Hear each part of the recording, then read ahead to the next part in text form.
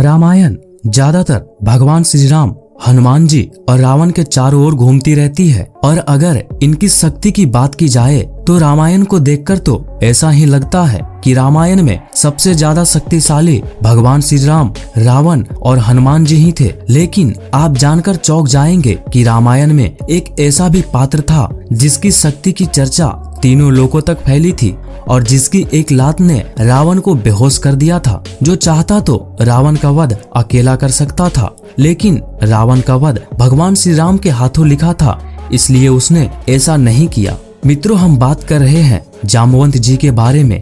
हमें रामायण से ज्ञात होता है कि जामवंत जी ऐसे इकलौते इंसान थे जिन्हें हनुमान जी पर पूरा विश्वास था और हनुमान जी की शक्ति का ज्ञान था। कहा जाता है कि इनकी शक्तियां भी कम नहीं थी, क्योंकि जब समुद्र को पार करके लंका तक जाने की बात आई तो हनुमान जी ने साफ इनकार कर दिया था, क्योंकि ना तो उन्हें इतनी शक्ति का ज्ञान था और ना ही उन्हें अपने ऊपर विश्वास। लेकिन वह जामवंत जी ही थे जिन्होंने उन्हें उनकी शक्ति का ध्यान करवाया। इसके बाद क्या हुआ हम सबको ज्ञात है कि कैसे हनुमान जी ने एक ही छलांग में कोसों लंबे समुद्र को लांघ दिया। आज के इस वीडियो में हम उन्हीं जामवंत जी के बारे में जानने वाले हैं। आखिर वह कितने ज्यादा शक्तिशाली थे, उनका जन्म कहाँ हुआ था, उन्हें उनकी शक्तियाँ किस तरह से मिली थी और क्या वह हनुमान जी की तरह शक्तिशाली थे। और सबसे चौंकाने वाला सवाल, क्या आज भी जामवंत जी जिंदा है? आप देख रहे हैं मिस्टीरियस थिंग्स यूट्यूब चैनल को। ऐसे ही वीडियोस के लिए आप हमारे चैनल को सब्सक्राइब कर सकते हैं। वाल्मीकि रामायण के बालकांड सर्ग 17 में लिखा है कि जब भगवान विष्णु ने श्री राम बनकर पृथ्वी लोक पर जन्म लिया, तब भगवान ब्रह्मा के कहने पर कई देवताओं और यहाँ तक कि भगवान शिव ने भी पृथ्वी लोक पर अवतार लिया, जहाँ पर देवता वानर के रूप में श्री राम के साथ देने के लिए पृथ्वी लोक पर अवतरित हुए और भगवान शिव ने हनुमान का अवतार लिया। देवताओं ने जब भगवान ब्रह्मा से पूछा, क्या आपका भी कोई अवतार लेंगे? तब भगवान ब्रह्मा ने कहा कि मेरा पहले ही जामवंत अवतार पृथ्वी लोक पर मौजूद है, जो समय आने पर भगवान श्री राम का उनके कर्म मार्ग पर आगे बढ़ने में साथ देगा। अगर जामवंत जी के जन्म से जुड़ी बात की जाए तो जामवंत जी का जन्म पृथ्वी पर नहीं हुआ, वो ब्रह्मा जी के पसीने से उत्पन्न हुए।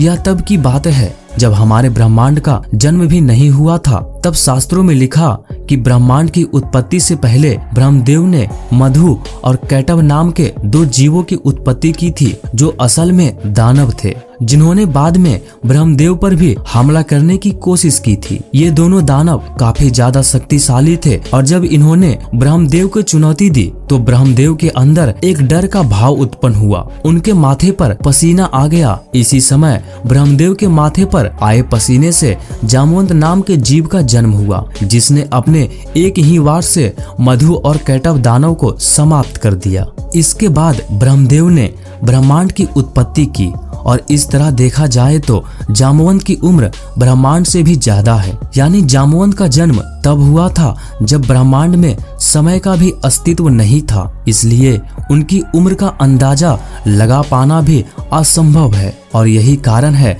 कि कई शास्त्रों में लिखा है कि जामवंत एक ऐसे इकलौते देवता है जिन्होंने विष्णु भगवान के 7 अवतार को अपनी आंखों से देखा है, चाहे वह सतयुग हो या कलयुग। हमेशा जामवंत ने पूरी दुनिया को बदलते हुए देखा है। वैसे तो जामवंत अनंत काल तक जी सकते हैं और उनकी उम्र पर भी कोई प्रभाव नहीं होगा, लेकिन कहा जाता है कि जब उनकी शक्तियां अपनी चरम सीमा पर थी तब उन्हें मिले एक श्राप के कारण उनकी शक्तियां सीमित हो गई और उनकी वृद्ध अवस्था भी शुरू हो गई।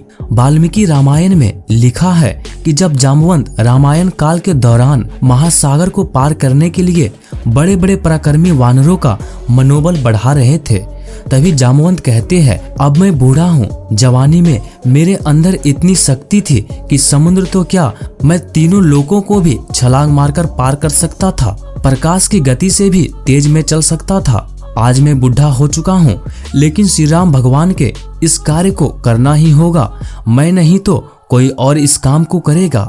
जामवंत अपने पराक्रम की कथा सुनाते हुए यह भी कहते हैं कि जवानी के समय में मेरी शक्तियां इतनी ज्यादा थी कि जब विष्णु जी ने अपने विशाल वामन रूप से राजा बलि के तीनों लोकों को नाप लिया था, उस समय मैंने भी अपनी तेज रफ्तार से भगवान विष्णु की परिक्रमा की थी। जवानी के समय तो मेरे सामने कोई खड़ा होने की जरूरत भी नहीं कर सकता था, रावण हो या कोई और दैत्य।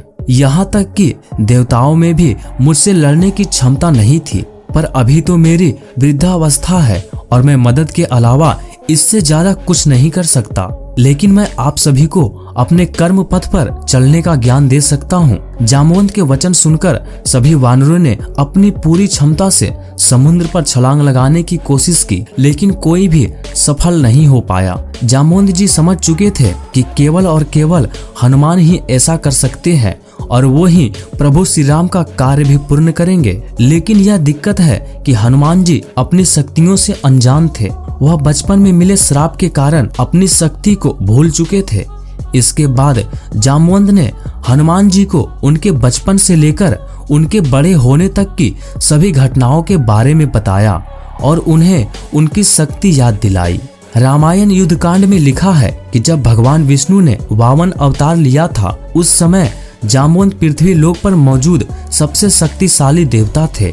भगवान वामन के तीनों लोकों पर अपने एक पैर से अधिकार की जाने के बाद भगवान वामन ने यह समाचार सभी देवताओं और असुरों तक भेजने का काम जामवंत को दिया था। कहा जाता है कि उस समय जामवंत अपनी जवानी में इतने ज्यादा शक्तिशाली थे कि केवल 3 क्षण में उन्होंने तीनों लोकों की 18 बार यात्रा की थी। और आप अंदाजा लगा सकते हैं कि आखिर जामवंत की रफ्तार कितनी तेज थी। और कहा जाता है कि इसी समय जब जामवंत अपनी तेज रफ्तार से यात्रा कर रहे थे, तब उनके पैर का नाखून जाकर महान मेरु नाम के पर्वत को छू गया था, जिसके बाद उस पर्वत पर सिद्धि ऋषि ने इसे अपना अपमान समझ लिया और उन्होंने जामवंत को श्राप देते हुए कहा, जिस शक्ति पर तुमको इतना ज्यादा घमंड है, तुम्हारी शक्ति अब धीमी होने लगेगी और तुम्हारी उम्र बढ़ने लगेगी।